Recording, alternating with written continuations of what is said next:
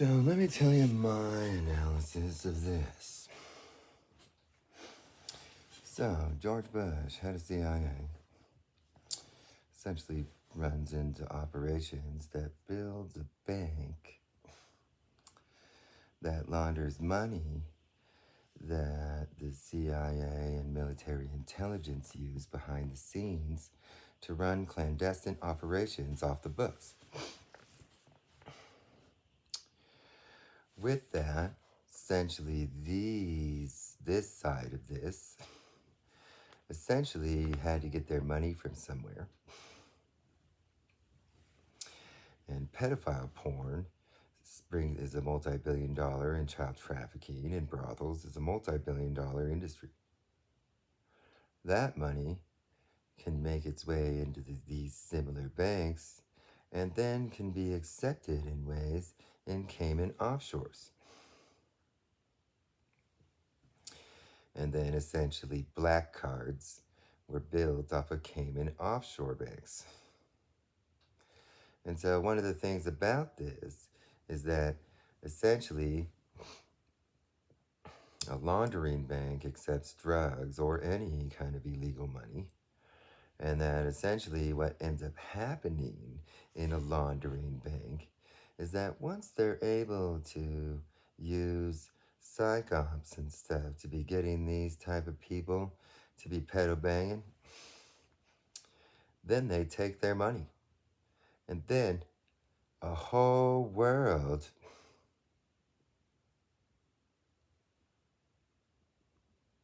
ends up formulating around them. And that you might notice that the presence of the Colombian drug cartels in Florida have an in-between path. And so essentially what you'll see here is a connection to what's called a clandestine Contra. And then all of a sudden, once all their pedobang money got ripped off, then all of a sudden a huge, proper speech about the terrorism on our streets, the war on drugs, which is actually probably these people in Noriega and shit probably just noticed because they don't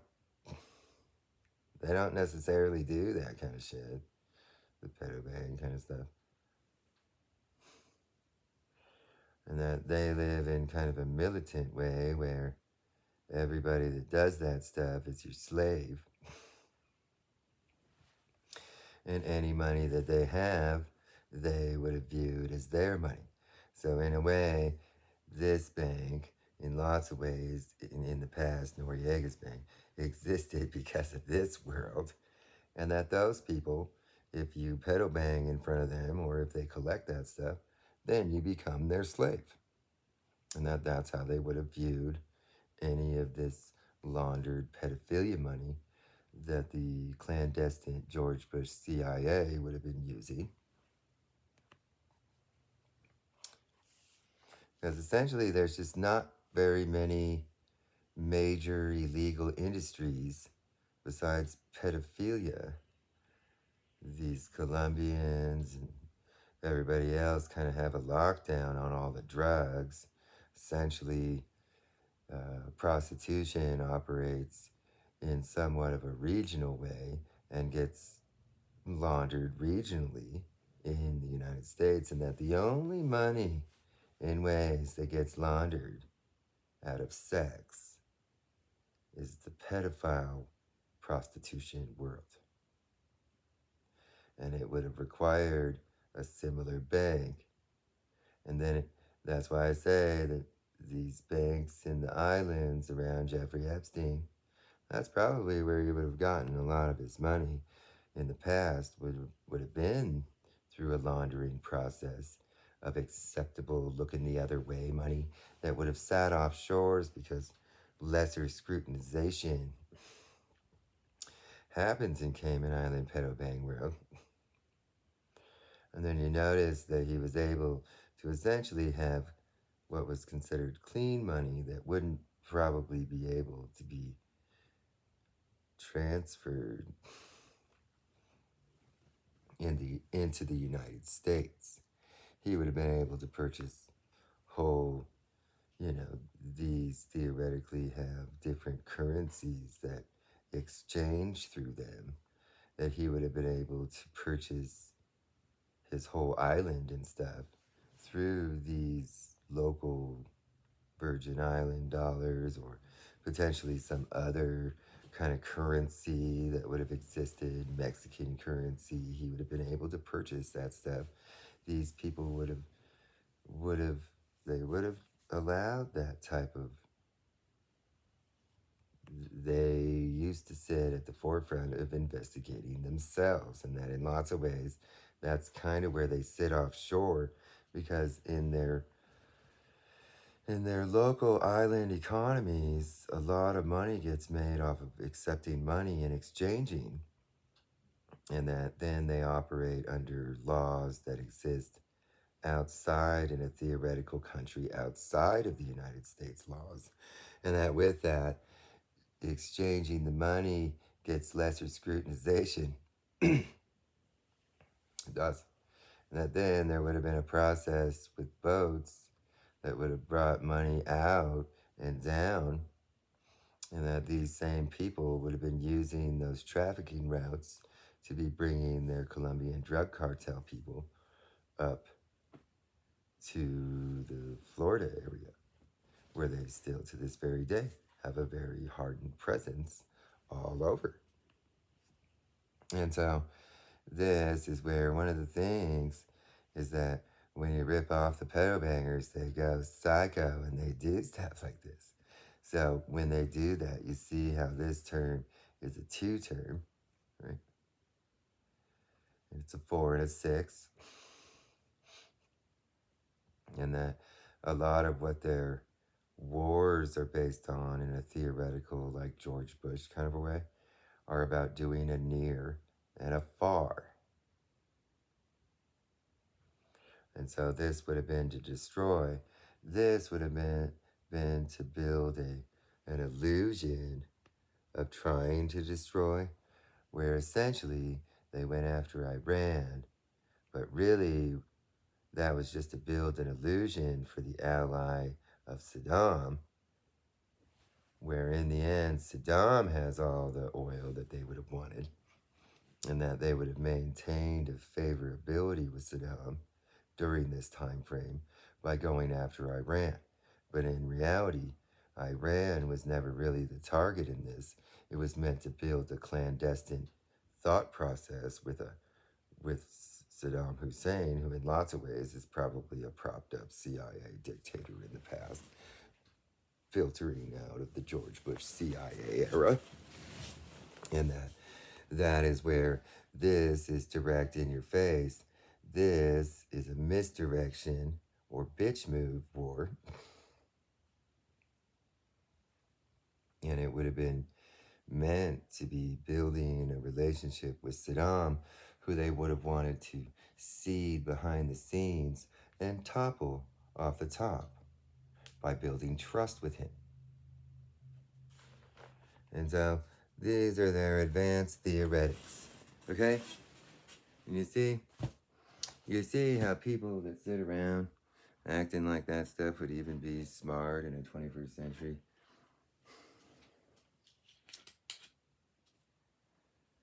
Just remember that there's hackers that do more advanced clandestine shit than any of these dumb pedo bangers and shit.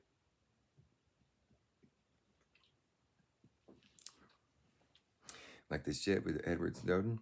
That dude was able to broadcast himself in a dark web for his whole rise into consultant or whatever, the advisor for National Security Agency, with whole minions making mockeries of their inability of noticing him, and how he was literally infiltrating them blatantly in ways on a worldwide dark web, making huge fools and mockeries of them. That's the kind of shit, blatantly, in a dark web way, with whole blackmails over most of the military intelligence that would have been able to see that stuff. It's like the moment that they would have like said anything, their horrible blackmail would have popped up on their fucking screen.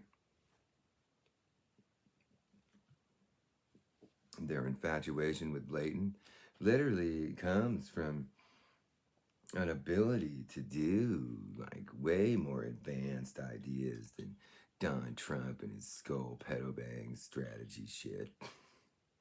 Basically. And you see, in the end, you see how very simple this explanation is. And you see where the connections, it's like, Epstein pedo bang was like literally the service to pedo bang and to skull CIA. It was. That was the service. You would get it from Jeffrey Epstein, where he would essentially facilitate the moment, and that then you would be in George Bush's skull CIA. That includes all these CIA agents down here in the South, or in South America. That's what I'm saying. And so that is like literally all that shit ever really was. That's why he was able to operate for so many years after blackmailing like the world's most powerful people and shit. He was able to operate. He was able to launder money. Nobody would do anything. All the bankers down in the islands would have been pedo banks and shit. And then the Noriega kind of banks, those people don't ever care. They just take a big cut of it. And there's always more stockpiled pedo bang money. It's like child brothel and trafficking kind of money and child pornography money. It's just stockpiled. There's always a flow of money to any bank that is willing to accept it and shit. And it just sits there in lots of ways in like Texas and Louisiana and basically Florida in ways. And, it kind of filters over to California and shit like that. But over there, the Mexicans rip it all off all the time. They do. It just sits. There's probably like underground container ships or containers that are dug underground that are just like the Colombians would have, that are probably just filled to the brim with pedophile trafficking money from the 1970s. They'll probably have the red stamp on it and shit. And this is like what it is. The banks don't necessarily accept that kind of money anymore.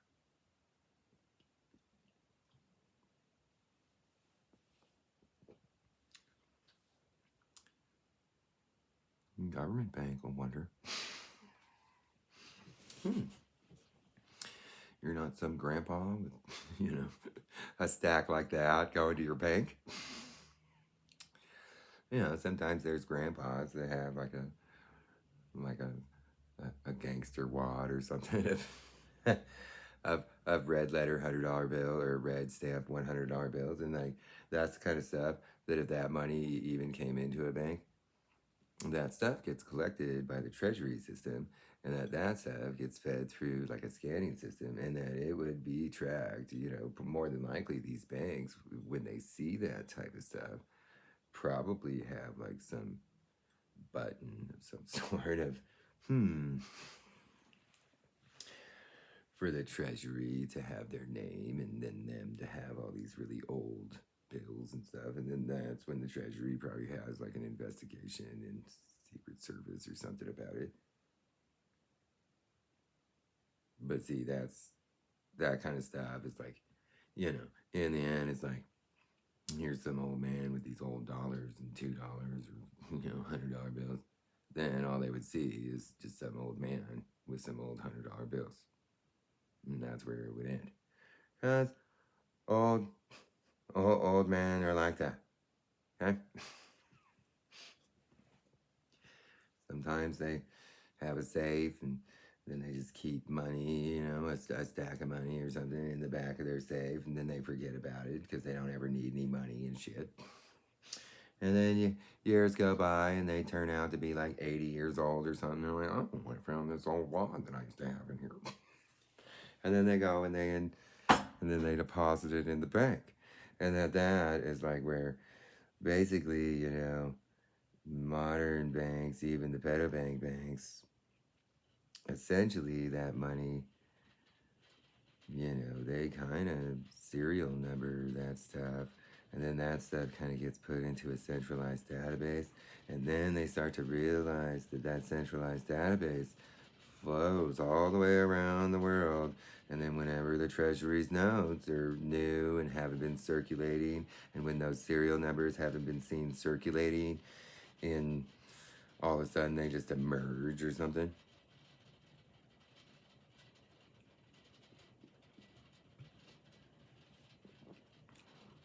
It's probably, you know what?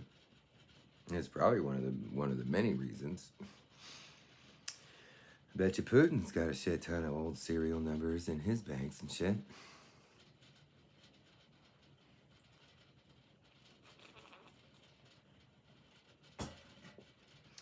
So that's what I'm saying. Like, you know, the islands.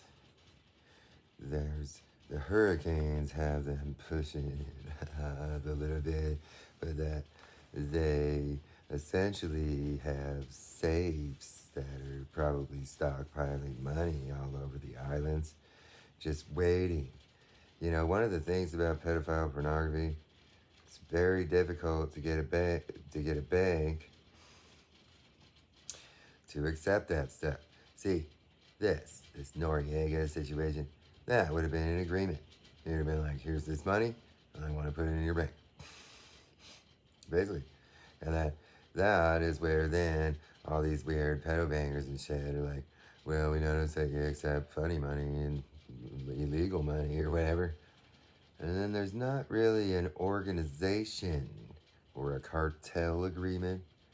And so that is where then they know that essentially these banks do regular local banking, but then they do like corporation banking also, and that then these people show up with, you know, huge boatloads full of money without any prearranged agreements, and that here is a cartel, and that any of these kind of people would be like, sure, they may have a considerable amount of money or something, but those people are all like broken apart in a multiple group of people, where this would have been one main dictator of a cartel who would have had a one-on-one with Noriega. This world is broken apart with a bunch of sleazy people, and that then each one has like this huge amounts of money, and that then they don't necessarily know where the fuck the money comes from. Because here, Noriega would have known that it comes from cocaine, from a cartel. But that these people that come from up north, they aren't a part of anything, not drugs. See, the whole idea is that they pretty much know that there's still somewhat of a societal acceptability on stuff.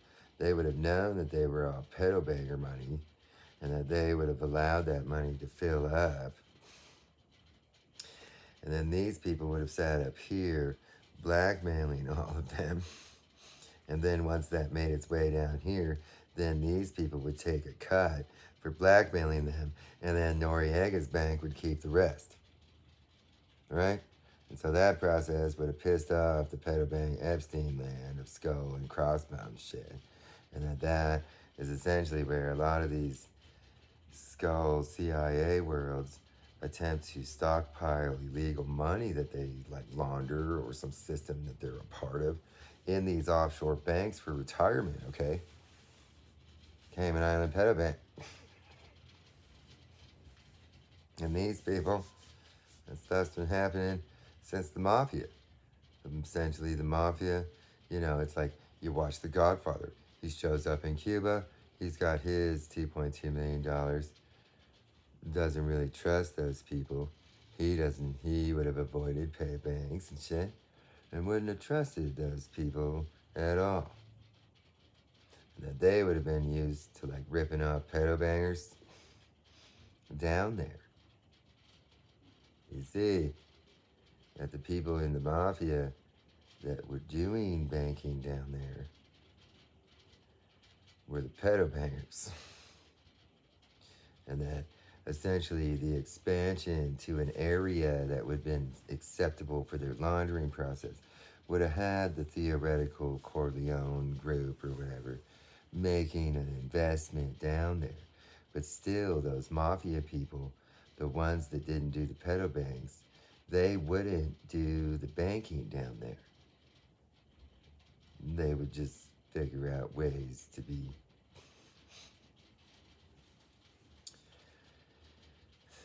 Basically, there's two types of mafia ways to do one. There's people that essentially give you their restaurants and their warehouses in lieu of owing money. They keep a bunch of money illegally, they loan it out, they bring in gambling money and prostitution and drugs, but it sits. And then they loan it out. And then those people fail, and then they essentially sign over the lease to, in a legal way, or the essentially ownership, and then they build up legal companies. And then they sell those off. And then it builds a Corleone trust, basically, and that is the types of people that then went over to Las Vegas, invested huge amounts of money into casinos with legitimate money made from sales of essentially restaurants and warehouses and shit like that they would have acquired instead of payment for their loan that they would have given out of drug money and shit like that. And so then there's people that operate off of a whole structure, everything that they buy. It's kind of like Tony Montana. All of his money was all legal money. He was able to blackmail people into just letting him have the money and stuff. And that's the other way that mafias will operate. They kind of have two styles. One's the sex club style, and then the ones that go down to Florida, they essentially were involved with this type of stuff. And so the ones that were able to acquire grocery stores and businesses and stuff, and then were able to resell those for a legitimate amount of money, okay? That's the other way. Those are the proper mafia. That's what proper mafia is. And that they essentially are able, they don't ever launder the money. They loan it out. And then nobody can pay it back. You know, if you see in Goodfellas, they're like, well, I need your help in my restaurant. And then they just start running up free tabs and stuff until they have to sign over their restaurant. Okay? Oh, yeah, it's sinister as fuck, but they're able to do that. I mean, it's a whole method of running their restaurant in the ground so they can acquire it for nothing. And then they know how to make it profitable. They know how to push promotion back at it. And then once they hype it back up as like a profitable business, then they sell it off. And then they collect a bunch, they buy low. After they run it down, they essentially buy it. And then they bring in some smart Italian boy that knows how to be a chef or something. I mean, that's kind of it. And then they know how to get some back channel wines and some linguiça sausages and shit into it, and basically for like lesser to make it profitable. And they hype it back up. And then people come along in the pedo banger world, basically with their legitimate money. And then they see it being like a nice profit. They usually know how to price it. But see, they don't buy it for much. They don't buy it for much. So if they buy it for $22,000, then essentially somebody comes along and offers them $222,000 for it. I mean, in the past, that would theoretically be it.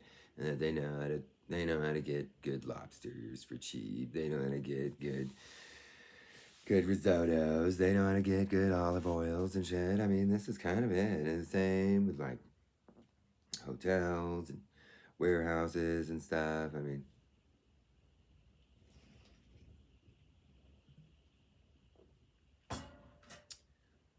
they have like methods for those kind of places too. And so that's what's called a proper mafia methodology. And so the people that come from that world that are like the guy that's, you know, they still make mistakes and stuff, but essentially there's like two types of mafias in the Cosa Nostra. The ones that do the proper method, like Michael Corleone kind of. Then there's the Tony Montanas, okay? Basically. And so Tony Montana's, their whole world is like, oh, you won't accept this money and you have to report it to the government, huh? Here's a blackmail. Here's a threat. And then they just, back then, it was like an internal audit kind of system. And then they just wouldn't. And then they would accept the money. And then they would buy everything with a bunch, like some poor Cuban guy just shows up and then all of a sudden has like the most expensive shit in Miami, you know, the mansion in Miami. I mean, that's kind of it.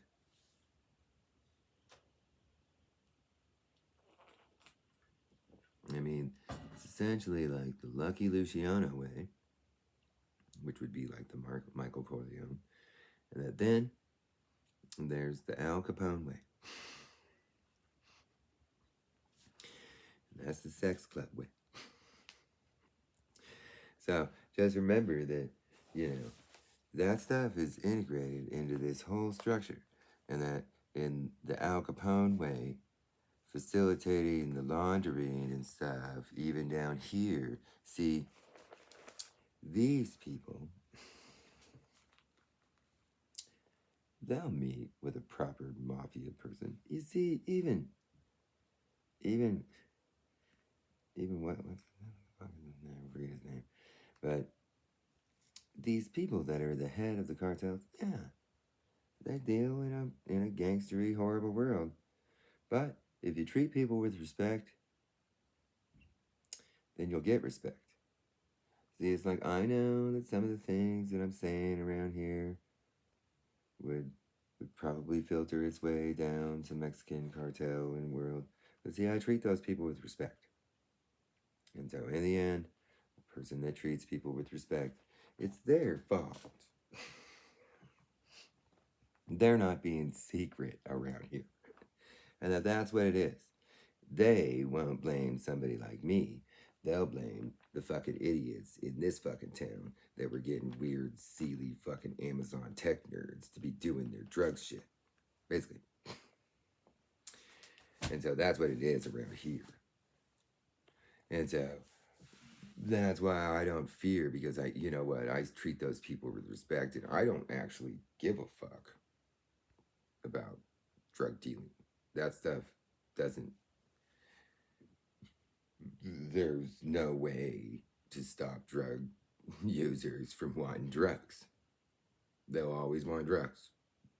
Well,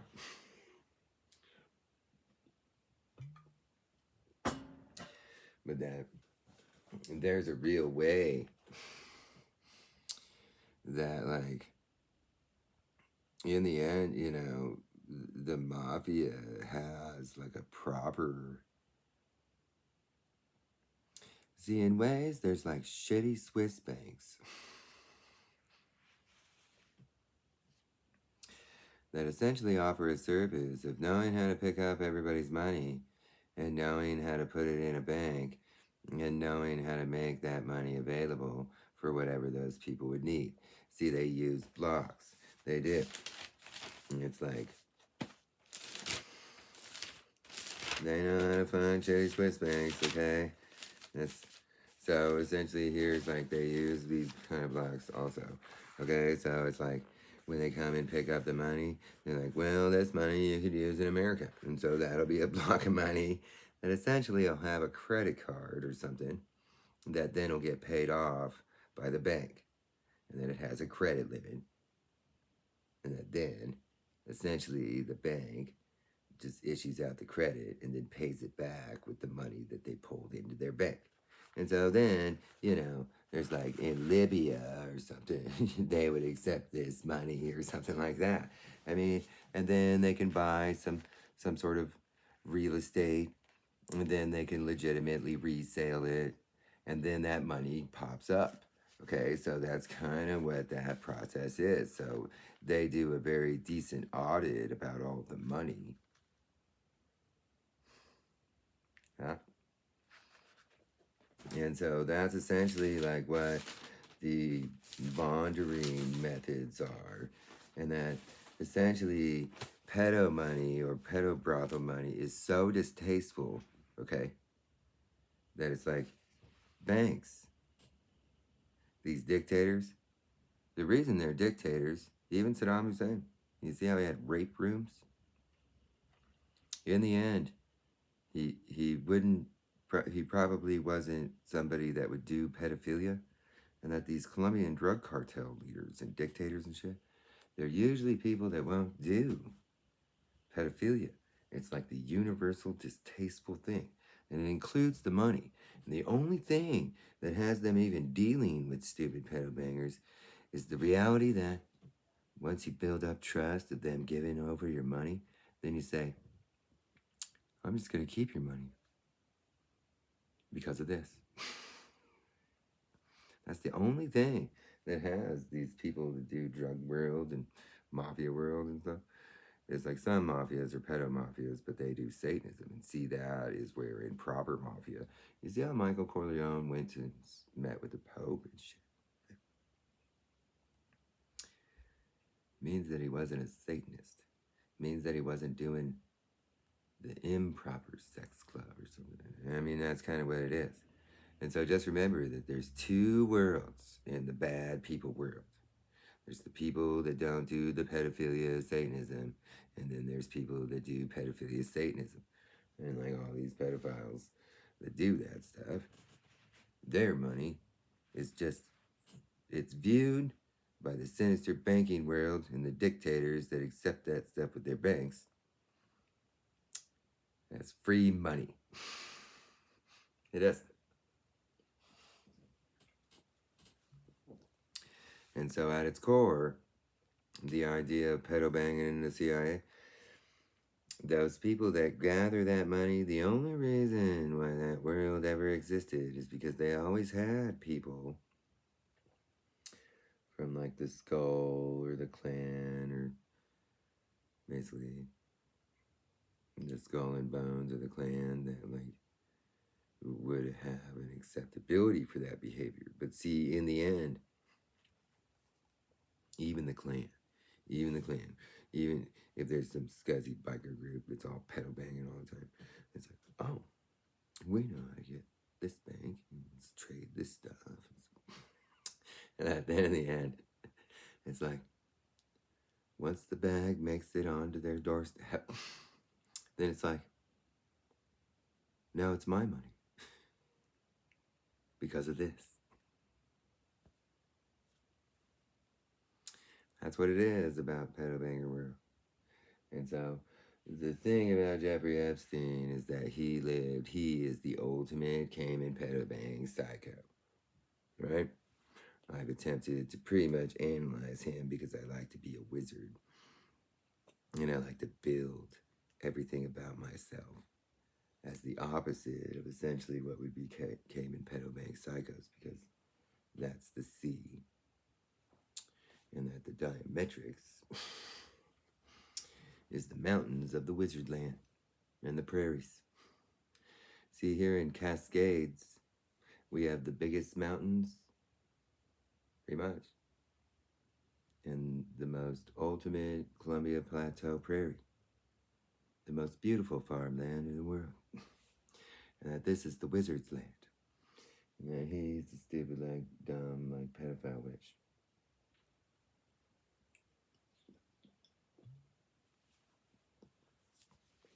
So I like to analyze everything about a negative Mickey Mouse. That's what he is. He's a negative Mickey Mouse. And then anybody that knows what the like Disney Mickey Mouse kind of shit would be, they would probably view him as a Mickey Mouse. The world that understands that shit, he is a negative. Because I have all the scars. I did the ultimate prairies and shit. That's what the Mickey Mouse is. That's what it is. And so the whole idea is that I know all the things about that stuff. See, having this stuff. This is where, yeah, okay, so I can't copy and paste out of a virtualization.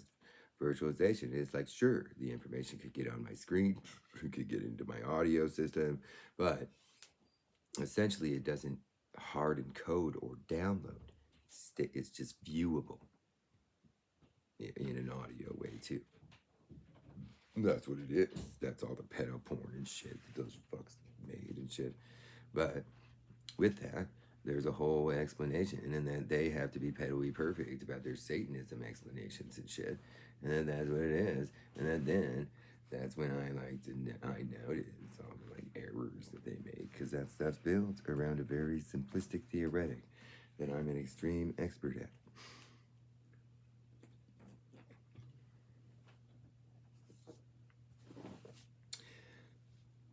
Kind of like I know. Kind of like I fucking know.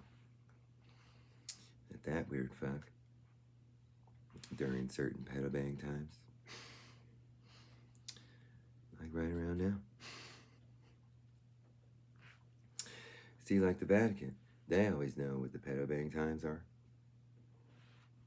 This is where, essentially, it's like during Lent, which is kind of like this time. See, the thing about the pedo bangers and their dark web, they structured it so the problems that exist are the Jewish calendar problem. That's what it is. It's like, like Easter and Lent and Passover and all that stuff varies based on Vader that gets in the way. They have a different one. But they couldn't include Vadar month in their Jewish version. So then that offsets things. And so then their pedobang times are essentially structured out of a engineered timeline that is essentially built around the 17 years of, except for Vadar month. And that then every time that comes around, kind of, it like moves everything outside of the regular. See, the Klan does their like weird cross burning stuff. They do that stuff around the pedobang times. They do.